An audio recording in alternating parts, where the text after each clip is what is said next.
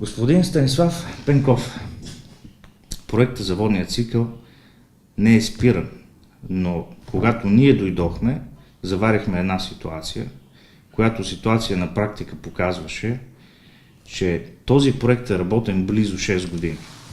Когато ние дойдохме, бяха изпуснати на практика всички срокове и водният цикъл в града ни нямаше да се случи, ако аз и екипа ми не работихме активно и правилно, така че само преди няколко седмици вече окончателно да сгубим проект и да го внесем в срок в съответното министерство.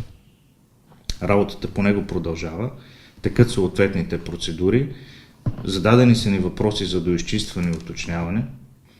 Този проект на практика предвижда изграждане на пречиствателна станция, подмяна и разширение на част от канализационната мрежа и подмяна на водопроводната мрежа по същите трасета, както и ремонта на двете канални помпени станции.